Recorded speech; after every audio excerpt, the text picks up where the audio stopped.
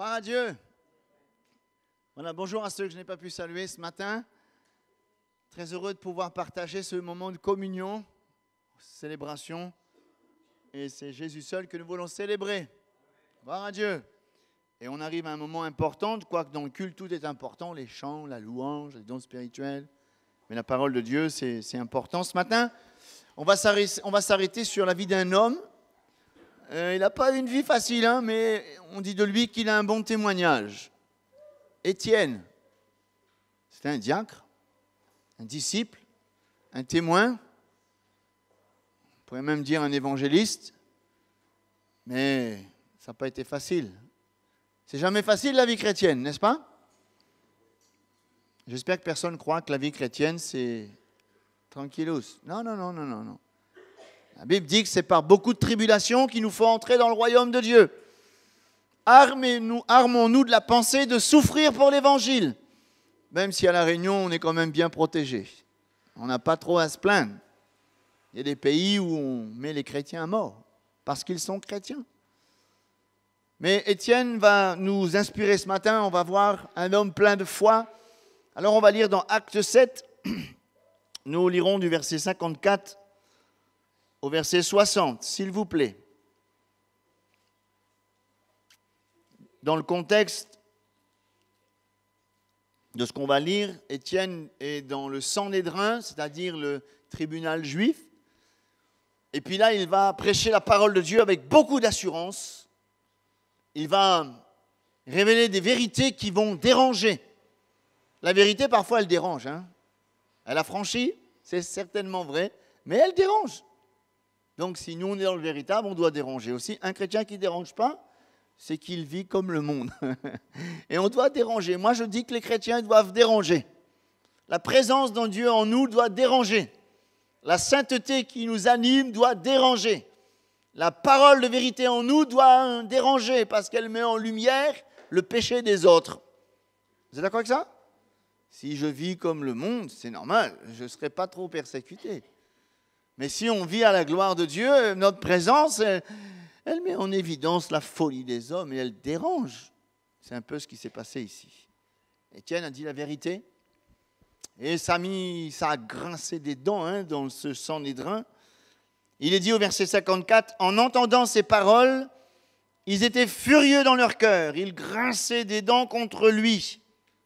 Mais Étienne, rempli du Saint-Esprit, fixant les regards vers le ciel, vit la gloire de Dieu et Jésus debout à la droite de Dieu. Et il dit, voici, je vois les cieux ouverts et le Fils de l'homme debout à la droite de Dieu. Ils poussèrent alors de grands cris, se bouchant les oreilles, et se précipitèrent tous ensemble sur lui, le traînèrent hors de la ville et le lapidèrent. Les témoins déposèrent leurs vêtements aux pieds d'un jeune homme nommé Saul. C'est Paul ici, Paul était zélé aussi, lui, pour sa religion. Il a même persécuté les chrétiens. Et il lapidait Étienne, qui priait et disait, « Seigneur Jésus, reçois mon esprit. » Puis, s'étant mis à genoux, il s'écria d'une voix forte, « Seigneur, ne leur impute pas ce péché. » Et après ces paroles, il s'endormit. Gloire à Dieu. Étienne, dans Acte 6, quand il y a eu le murmure avec les hellénistes, Étienne a été choisi parce qu'il est dit dans verset 5 de Acte 6, Étienne, homme plein de foi et d'Esprit Saint. Donc, il y avait là un témoignage. Étienne était un chrétien sur lequel on pouvait rendre un bon témoignage. Il rendait un bon témoignage de ceux du dedans.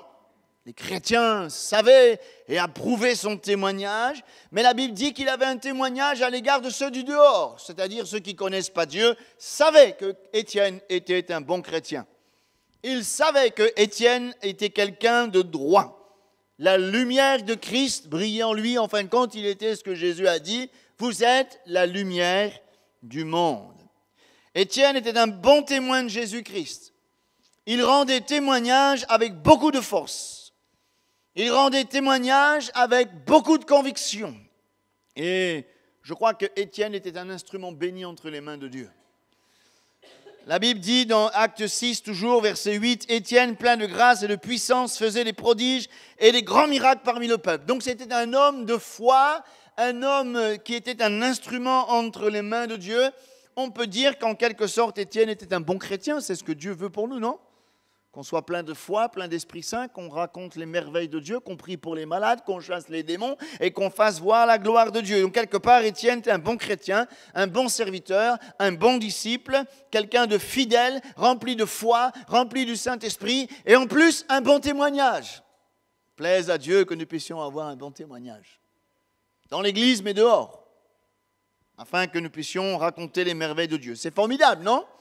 Un tel homme comme ça, c'est formidable.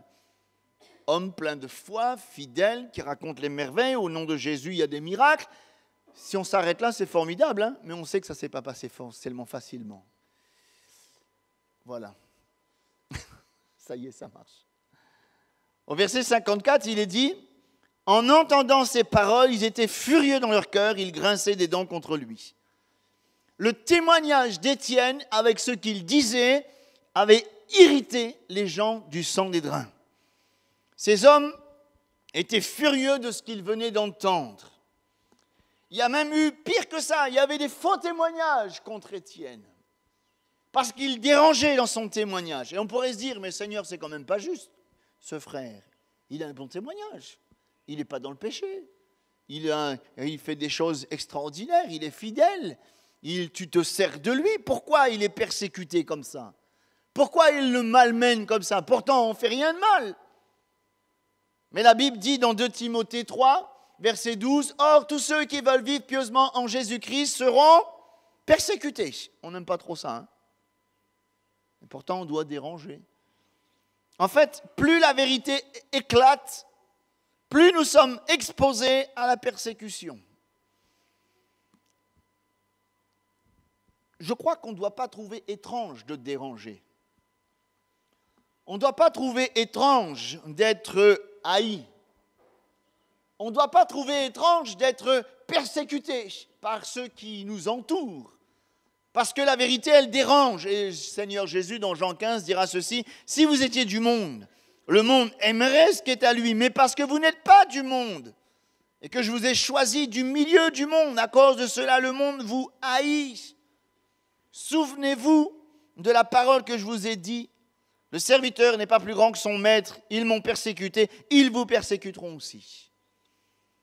S'ils ont gardé ma parole, ils garderont la vôtre. Mais ils vous feront toutes sortes de choses à cause de mon nom, parce qu'ils ne connaissent pas celui qui m'a envoyé. Si je n'étais pas venu et que je leur avais parlé, ils n'auraient pas de péché. Mais maintenant, ils n'ont aucune excuse à cause de leur péché. Jésus a prévenu que tous ceux qui veulent vivre pieusement en Jésus-Christ seront persécutés. Un chrétien dérange. Et on peut se poser la question ce matin, est-ce qu'on dérange ? Ou alors on se fond... Il y a un animal qui est formidable à La Réunion. Bonne créole, il dit ça l'endormi. Il est formidable, hein ? Où ça les rouge, il est rouge lui. Pas de problème, ils se font dans la masse. Où ça les verts, il est vert. Où ça les bleus, il est bleu. Quand il est en colère, il est tout noir. Il ne faut pas qu'on soit des chrétiens qui ressemblent à des caméléons. Je crois qu'on doit être fiers de défendre la vérité et de ne pas atténuer notre lumière, ne pas mettre la lumière sur le boisseau. On doit briller dans les ténèbres et la lumière dérange parce qu'elle met en relief la folie des gens. Jésus a dit « Heureux tous ceux qui sont persécutés pour la justice, car le royaume de Dieu est à eux. » Alléluia. Quand on réalise Jésus a transformé nos vies, a fait de nous des citoyens des cieux, du royaume de Dieu. Nous sommes devenus la lumière du monde, le sel de la terre. Nous ne sommes plus de ce monde. Nous ne vivons plus pour plaire à ceux qui nous entourent. Nous voulons plaire à celui qui nous a sauvés. Mais il y a un principe incontournable. Le monde aime ce qui est à lui. Et ce qui n'est pas à lui, il rejette. C'est normal qu'il nous rejette parce qu'on n'est plus du monde. C'est normal qu'il nous méprise parce que notre langage dérange. Parce qu'on ne vit plus comme eux. Parce que nous ne vivons plus avec tous ces péchés, cette immoralité, ce langage vulgaire, grossier, sale. Alors, on dérange. Mais Jésus nous a prévenu que ces choses, eh bien, ils vont arriver. Même, on va nous rendre de faux témoignages contre nous. Parfois, on entend toutes sortes d'accusations mensongères. Parfois, c'est par vague. À La Réunion, c'est sur télé, radio, la radio. C'est une bonne pécoméras de celui-là. Quand il commence avec l'assemblée, maman, aïe. Bon, mais ça, c'est pas trop grave encore. Ça, c'est pas la grande persécution. Il y a des pays pas trop loin de chez nous, lorsqu'on est chrétien, on nous met des coups de pelle. J'ai le témoignage d'un frère qui est toujours à Moélie. Quand il s'est converti, on l'a fracassé, toute sa famille, on a brûlé sa maison, on a pris des coups de pelle dans la tête. Et jusqu'à maintenant, il a des séquelles cabardines de l'île de Moélie, au Comores, parce qu'il s'est converti. Et nous aussi, bon, on n'est pas trop persécutés. Peut-être le voisin, il nous rigole parce qu'il nous voit traverser avec la Bible sous le bras. Peut-être notre famille nous rejette, nous cause plus avec nous. Mais ça, qu'est-ce que vous voulez? C'est une forme de persécution, mais elle est plutôt douce. Et bénissons le Seigneur pour la liberté qu'on a aujourd'hui à La Réunion. Hein. On peut encore prêcher la parole de Dieu dans la rue, on peut faire des campagnes d'évangélisation. Mais quand même, le Seigneur nous a dit que nous serons persécutés. Pierre nous dit que nous ne devrions pas trouver étrange d'être outragés pour le nom de Jésus-Christ. Dans 1 Pierre, chapitre 4, verset 14, « Si vous êtes outragés pour le nom de Christ, vous êtes heureux parce que l'Esprit de gloire, l'Esprit de Dieu repose sur vous. » Qu'est-ce qui dérange ceux qui nous entourent? C'est l'Esprit de Dieu en nous. Ça les dérange. Mais ce n'est pas toujours facile d'endurer de telles choses. Et on n'aime pas trop être persécuté. On n'aime pas trop être malmené. Alors, on peut se poser la question, essayer de trouver un raccourci. Est-ce qu'il n'y a pas moyen de vivre une vie chrétienne tranquille sans être persécuté? Est-ce qu'il n'y a pas moyen de plus gêner trop? Ben, vous voulez une recette, je vais vous la donner. Qui c'est qui ne veut pas être persécuté ce matin? Vous voulez une recette? Je vais vous la donner. Approuvez tout ce que le monde dit. Approuvez toutes les religions. Tout le monde, il est bon, tout le monde, il est gentil. Approuvez le péché. Soyez d'accord avec l'immoralité. Ne parlez surtout plus de Jésus. Parlez plus du retour de Jésus-Christ. Ne parlez pas du jugement. Riez avec toutes sortes de plaisanteries malsaines. Vivez comme le monde. Et surtout, ne dites pas que vous êtes chrétien. Alors on ne vous persécute plus. On raconte l'histoire d'un jeune homme qui avait besoin de payer ses études. Il avait trouvé un travail d'été. En France, c'est comme ça. Ici aussi, à La Réunion, quand il arrive les grandes vacances, maman, ça travaille un peu pour gagner un peu la monnaie. Alors il y avait un chrétien, un jeune chrétien, sa maman était persévérante, fidèle, et elle dit, bon, ben, tu vas travailler. Et le maman, il a trouvé un travail au milieu un peu difficile, des bûcherons. Et on sait que les bûcherons, c'est des gens durs. Alors la maman a mis la Bible dans la valise. Et tu n'oublies pas de prier dans la Bible, hein? Pas de problème. 1 mois, 2 mois, le maman, il a gagné son monnaie, il rentre la case. Alors la maman lui dit, alors, ça a été ton patron embêté avec ta Bible? Ils n'ont même pas su que j'étais chrétien. Il n'a jamais ouvert la Bible. Il n'a jamais dit qu'il était chrétien. Alors personne ne l'a embêté, c'est normal. C'est sûr que si on met la lumière sur le boisseau, il n'y a personne. Si on ne dit pas qu'on est chrétien, si on ne prêche pas à l'évangile, si on ne condamne pas l'injustice, le péché, si on rigole à toutes sortes d'immoralités, ben c'est normal. On va dire, ben, il est comme nous en fin de compte. Non, on n'est pas comme eux. Il y a une différence entre celui qui sert Dieu et celui qui ne le sert point. Il y a une différence entre la lumière et les ténèbres. Il y a une différence entre la vérité et le mensonge. Peut-être que parfois, on cherche à se dissimuler, mais n'oublions pas cette parole de Jésus-Christ. Quiconque aura honte de moi, de mes paroles, le Fils de l'homme aura honte de lui quand il viendra dans sa gloire et dans celle du Père et de ses saints anges. C'est quand même assez fort, ça, non? Si on a honte de Jésus, Jésus aura honte de nous. N'ayons pas honte de subir les outrages pour notre Dieu. Ne mettons pas la lumière sur le boisseau. Parfois, nous voulons diluer un peu notre témoignage.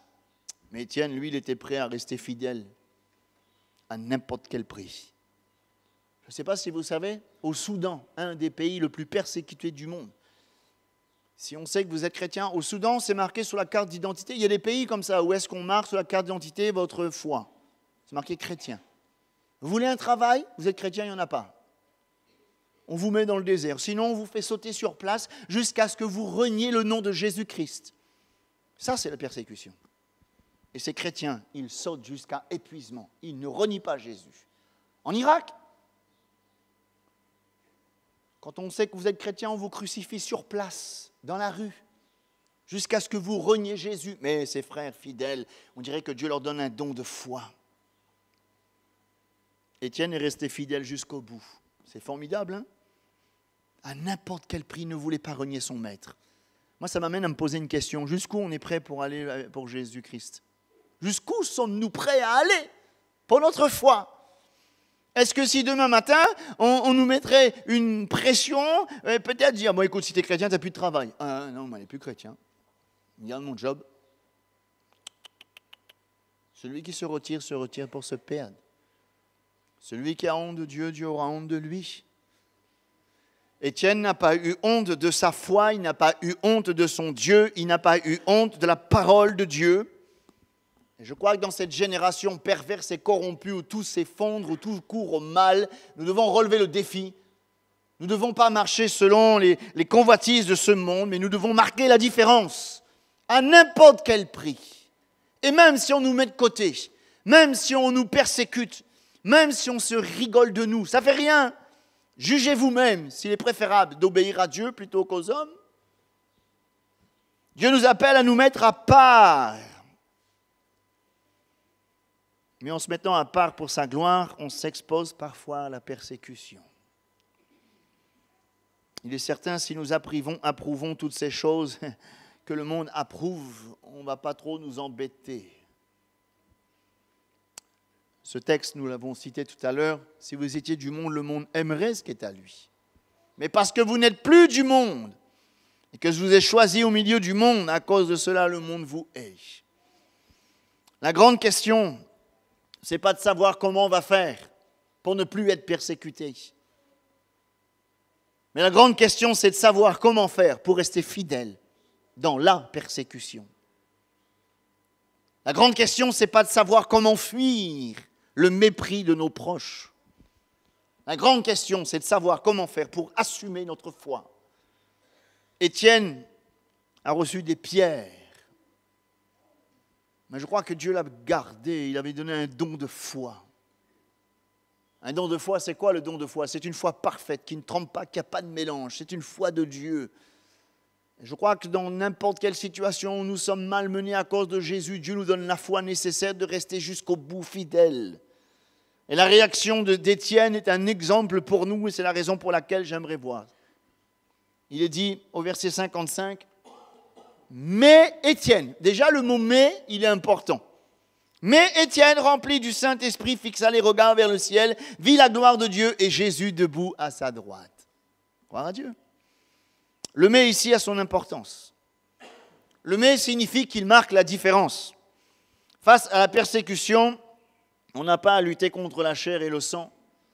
Mais voyons comment Étienne, il a résisté. Comment Étienne est resté fidèle jusqu'au bout. Comment Étienne, il a enduré cela. Comment? Premièrement, Étienne, il n'a pas répliqué. Des fois, quand on nous méprise, parfois, quand on se moque de nous et qu'on nous donne des questions un peu pernicieuses, on veut répliquer. On veut, et parfois, dire mot pour mot, œil pour œil, dent pour dent. Et Étienne a dit la vérité. Cette vérité a suscité la colère, mais il n'a pas cherché à répliquer aux menaces. Vous êtes d'accord avec moi? Parfois, il y a des gens qui nous provoquent par rapport à la foi. Mais toi, tu n'as pas le droit de faire ça. Toi, tu es dans la mission. Tu n'as pas le droit de faire ça. Ils sont toujours en train de dire ce qu'on n'a pas le droit.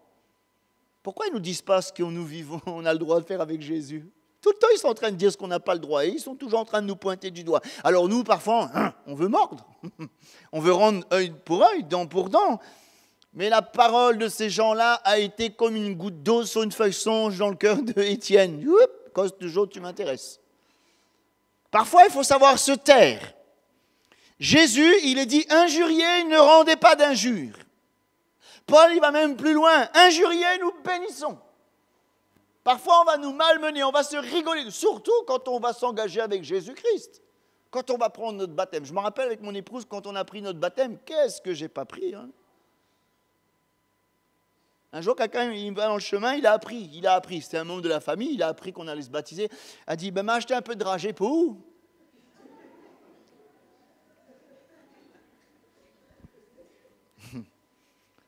J'ai même pas répondu. J'ai pris ça. je ne me suis pas rabaissé. Et c'est ce qu'Étienne a fait. Paul n'a-t-il pas dit, bénissez ceux qui vous persécutent? Bénissez, ne maudissez pas. Peut-être qu'on aurait tendance à dire, bon, lui, là, ce chef, ce patron, cet ouvrier, ce voisin, ces membres de cette famille, nous persécutent tellement. Seigneur, je t'en supplie, fais tomber le feu du ciel, consume-les, montre-leur, hein, casse leurs pattes. Non. Bénissons. Voyons plutôt un moyen que Dieu nous donne de pratiquer l'amour. C'est facile d'aimer quand on nous aime. On n'a pas besoin d'une foi extraordinaire d'aimer ceux qui nous aiment. Mais combien on a besoin de la grâce de Dieu d'aimer pour ceux qui ne nous aiment pas, de les aimer, de les bénir. Vous avez de ceux qui ne vous aiment pas à cause de votre foi? Bénissez Dieu, c'est l'occasion d'aimer comme Jésus a aimé. Non? Une fois, un pasteur avait prêché l'amour et une petite fille de 7 ans avait mis un papier sur le pupitre. Pasteur, j'ai que 6 ans, bientôt j'aurai 7 ans. J'espère qu'à 7 ans, j'aurai des ennemis, comme ça je pourrai aimer comme Jésus. C'est mignon, non? Vous avez des gens qui ne vous aiment pas? Bénissez Dieu, c'est l'occasion d'aimer comme Jésus aime. Parce qu'on pourrait voir l'inverse en disant, pourquoi Seigneur, c'est pas juste? Des fois on prie, Seigneur, aide-moi à aimer comme tu as aimé. Mais Dieu ne mettra pas forcément à côté de nous des gens aimables. Parce que c'est plus facile d'aimer quand on est dans un contexte facile. Mais quand c'est dans l'adversité, aimer comme Dieu, c'est un véritable défi. Gloire à Dieu. Je me rappelle, il y avait une jeune fille un jour qui s'est convertie. Son père était un grand sorcier de Saint-Louis. Bon, je ne dirai pas son nom. Et on était obligé de cacher cette jeune fille parce qu'elle était menacée. Alors on l'a emmenée, on l'a cachée. C'est un frère. Et le frère, c'était un diacre. Son papa a su où était sa fille. Oh, normal, il vient la chercher. Il est venu devant le portail du frère et le frère, il est resté comme ça, stoïque. Et là, badada, des menaces. Il a mis la main dans sa poche, il lui a lancé de la cendre en pleine figure. La cendre, je ne sais pas où ça sort. Le frère, il n'a rien dit. Il est resté comme ça. Pas un mot. Vous savez ce que le papa de la fille a dit? Ou de silence, il fait paix à moi.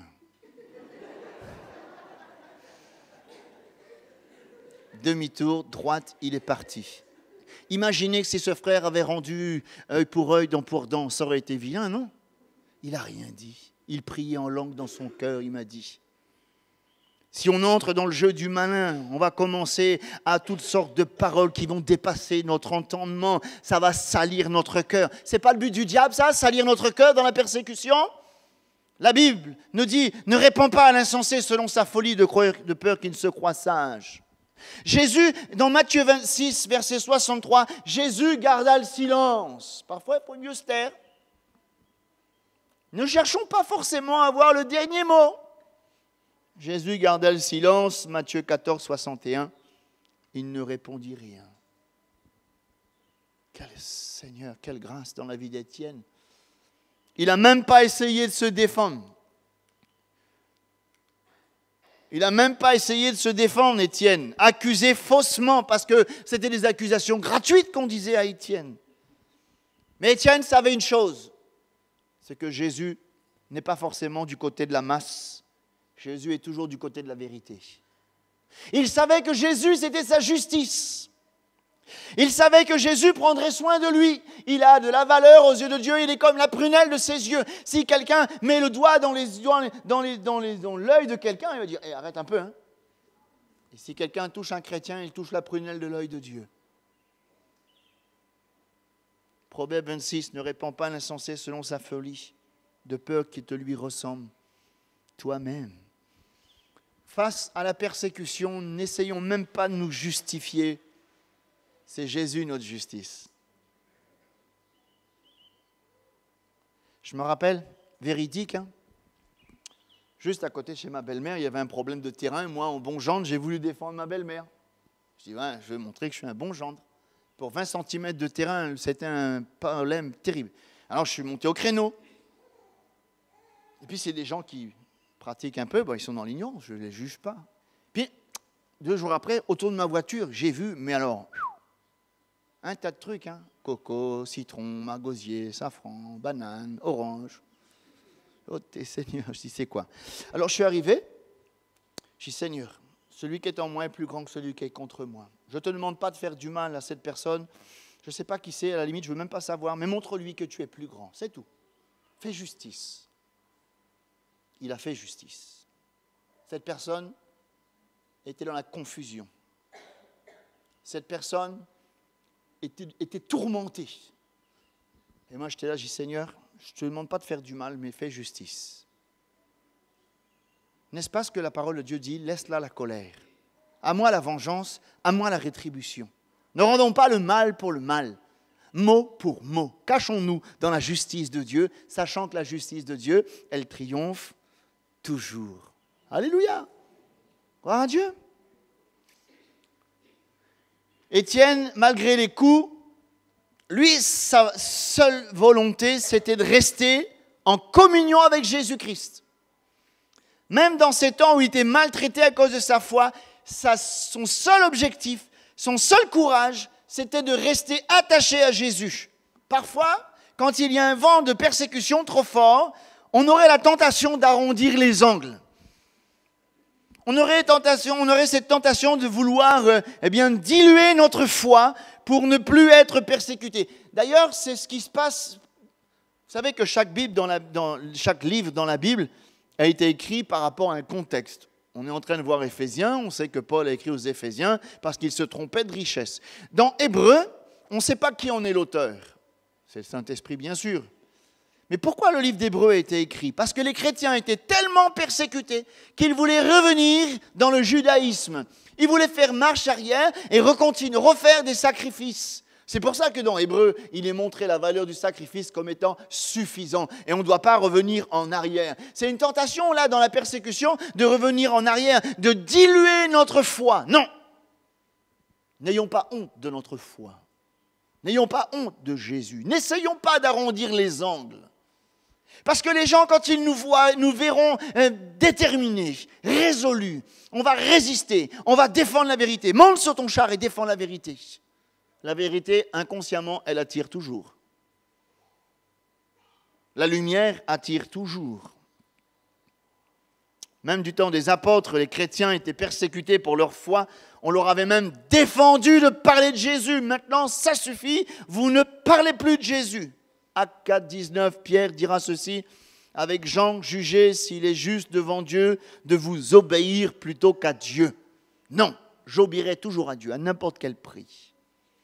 Galates 1, 10, et maintenant, est-ce la faveur des hommes que je désire ou celle de Dieu? Est-ce que je cherche à plaire aux hommes? Je plairai encore aux hommes, je ne serai pas un serviteur de Christ. Nous ne sommes pas là pour plaire au monde, frères et sœurs. Nous voulons plaire à celui qui nous a sauvés. À n'importe quel prix. Même au prix du rejet, même au prix du mépris, ça ne fait rien. On sait que Dieu est côté de la vérité. Prenons la décision de plaire à Dieu à n'importe quel prix et de garder cette communion avec Jésus. Ne diluons pas notre foi pour essayer de chercher un petit confort. Non, non, non, non, non. Voyons Étienne encore. Qu'est-ce qu'il a fait? Quatrièmement, Étienne fixa les yeux vers le ciel.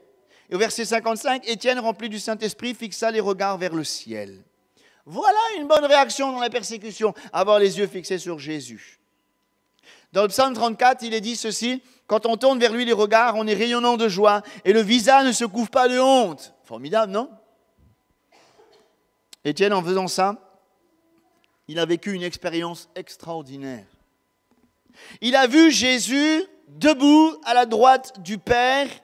Il a vu Jésus dans toute sa gloire. Et je suis convaincu d'une chose, c'est que lorsque nous sommes malmenés par rapport à la foi, c'est souvent le cas quand quelqu'un vient se convertir. Nous, quand on s'est converti, qu'est-ce qu'on n'a pas entendu, hein? J'espère que tu auras 4 Mercedes devant ta maison, tu auras beaucoup d'argent, et patati, et patati. Qu'est-ce qu'on n'a pas entendu? Aujourd'hui, ces gens qui ont dit ça, ils sont convertis, hein? Vous voyez?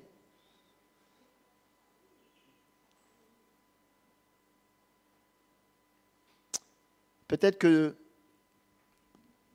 on pourrait réfléchir, Étienne, il aurait sujet de se plaindre. Seigneur, c'est pas juste, je te sers, je suis fidèle, je fais des miracles, je fais des choses pour toi, c'est pas... Non, il ne se plaint pas, il a les yeux fixés sur la gloire de Dieu. C'est pas ce qu'on a besoin lorsque nous sommes malmenés par rapport à la foi. avoir les yeux fixés sur le Seigneur. Et je crois que dans de tels moments, lorsqu'on a les yeux fixés sur Jésus, le contexte ne compte plus et Dieu nous donne un don de foi, c'est-à-dire une foi parfaite, une foi qui ne tremble pas. J'ai l'impression que quand on est malmené, quand on est persécuté, c'est vrai dans ces pays où les chrétiens sont malmenés, il y a un don de foi, c'est comme si Dieu les prenait là, il les portait, il les arrache au danger. Il nous porte le Seigneur. Dans Hébreux 12, verset 2, ayant les regards sur le Seigneur, Jésus-Christ, le chef et le consommateur de la foi, qui, en vue de la joie qui lui était réservée, a souffert la croix, méprisé l'ignominie et s'est assis à la droite du trône de Dieu. Ayant les regards sur Jésus. Donne pas trop d'importance à ceux qui t'en malmènent, à ceux qui te persécutent, à ceux qui te méprisent, à ceux qui t'abandonnent. Ne tourne pas les regards du Seigneur. Quel exemple pour nous, là, cet Étienne. Et puis il a fait une expérience extraordinaire, Étienne. Étienne vit Jésus debout à la droite du Père. Verset 55. Alors, on pourrait peut-être penser qu'il y a une contradiction ici, non? Parce que dans la Bible, il est dit que Dieu, Jésus-Christ, une fois qu'il est ressuscité, glorifié, où il est le Seigneur là? Il est assis à la droite du Père et il intercède pour nous. Et là, il a vu Jésus debout. Est-ce qu'il y aura une contradiction dans la Bible? Il est assis ou il est debout alors? Hein? C'est écrit qu'il est assis à la droite du Père. Et Étienne, quand il a regardé le ciel, il a vu Jésus debout. Il n'y a pas de contradiction. On est sûr là-dessus, hein? La Bible ne se contredit jamais. Mais je pense que Jésus s'est levé pour plaider la cause d'Étienne devant le tribunal céleste. Jésus a fait la promesse de défendre celui ou celle qui n'aurait pas honte de lui sur la terre. Étienne est resté fidèle jusqu'au bout, alors Jésus s'est levé pour défendre sa cause. Et lui là, c'est un martyr. Lui, c'est mon enfant. Il n'a pas honte. Et je crois que Jésus s'est levé pour accueillir le premier martyr de la foi chrétienne. Jésus s'est levé pour accueillir son serviteur. C'est quand même un bon témoignage, non? Jésus s'est levé pour attester de sa foi. Gloire à Dieu. Au verset 59, Étienne, alors qu'il recevait des cailloux, il lapidèrent Étienne. Peut-être que nous, on aurait dit, arrête, aïe, arrête. Ça suffit. Et Étienne, il s'est mis à genoux. Qu'est-ce qu'il a fait? Il a prié. Seigneur, reçois mon esprit. Quelle force. Dans cette prière, Étienne s'en remettait à la grâce de Dieu. Il est en train d'attester à ses persécuteurs que sa vie ne dépend pas d'eux, mais dépend de Dieu. Père, reçois mon esprit. Sa vie est remise entre les mains de son Sauveur. Dans sa prière, il confesse que son sort ne dépend pas de ceux qui jettent des cailloux, mais il défend du plan de Dieu, de la grâce de Dieu. Il faut qu'on comprenne ça, que notre vie ne dépend pas de ceux qui ne nous aiment pas, mais il dépend de la grâce de Dieu. Le plus important pour Étienne, ce n'est pas d'être épargné des coups, mais pour moi, m'approcher de mon Dieu, c'est mon bien. S'en remettre à la grâce de Dieu.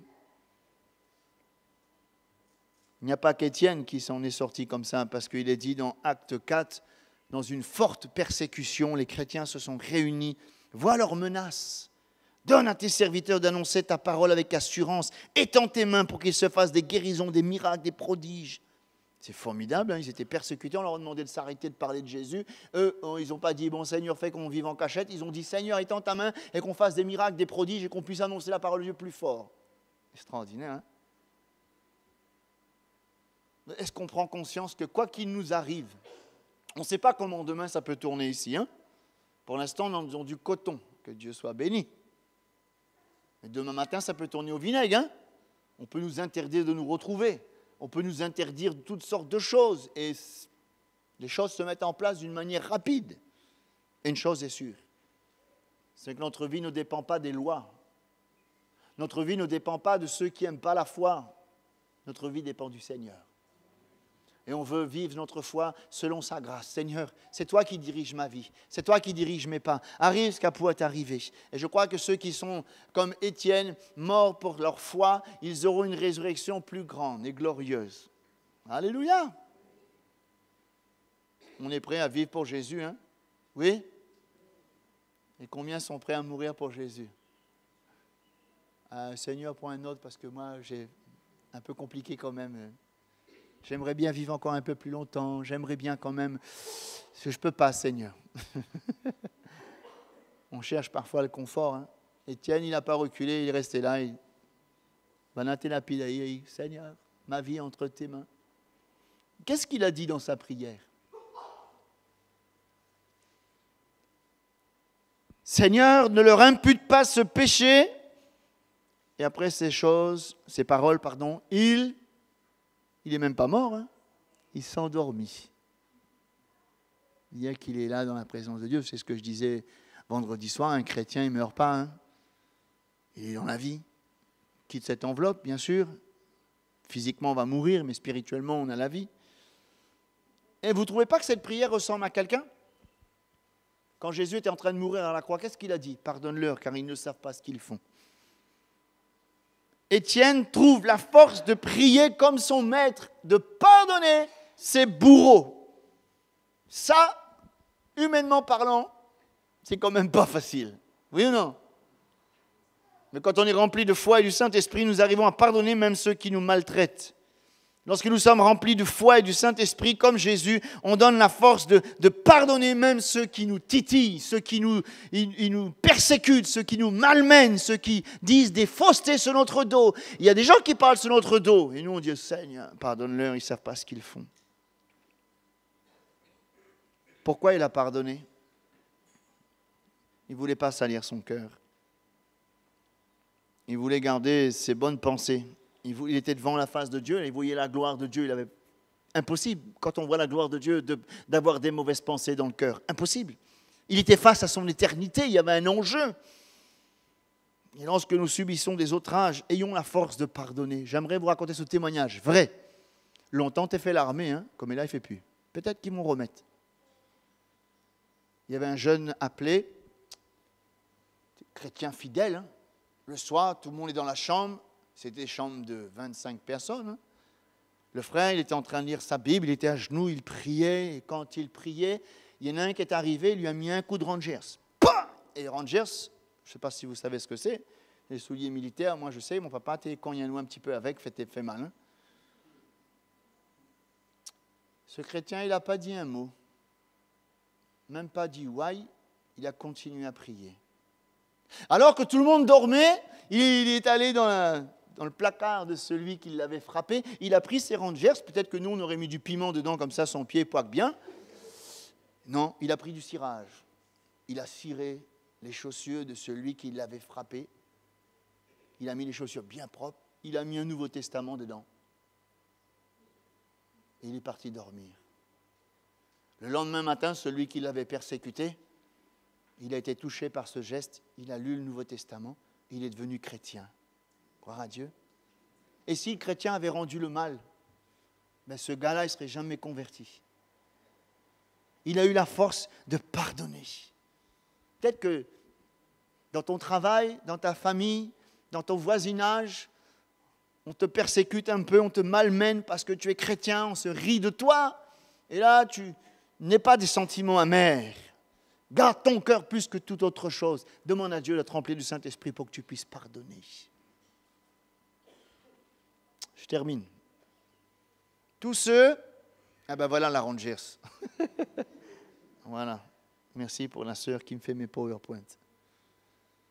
Tous ceux qui veulent vivre pieusement en Jésus-Christ seront persécutés.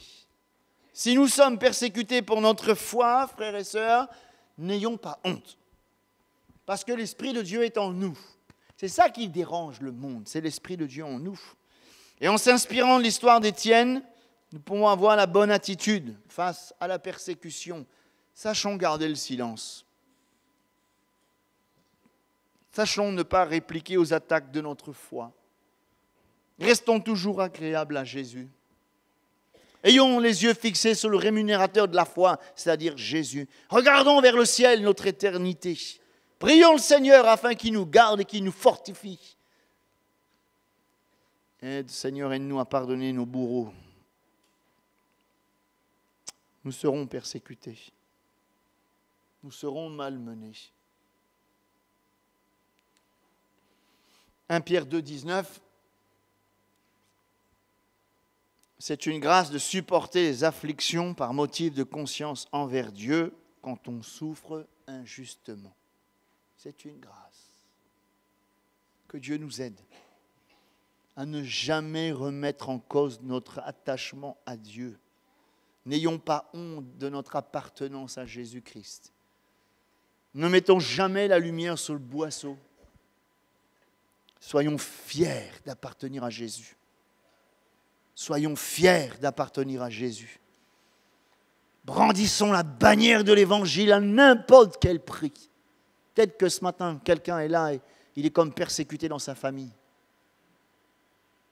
Je prie Dieu, que Dieu vous donne la force de jamais le renier, de jamais arrondir les ongles, de jamais diluer votre foi. Soyons fiers de notre Seigneur, parce qu'il nous a aimés le premier. Amen. Alors qu'on n'était pas parfait, Dieu nous a aimés. Soyons fiers de notre Jésus. Il faut nous les fiers, nous, de Jésus. Il faut qu'on mette la lumière fort, comme ça les ténèbres vont reculer. Il faut qu'on brille dans cette ville. Il faut que le témoignage de Jésus soit vu dans notre vie à n'importe quel prix. Peu importe si on nous méprise, peu importe. Mais Seigneur, nous voulons briller. Amen. Merci Seigneur pour ta parole ce matin.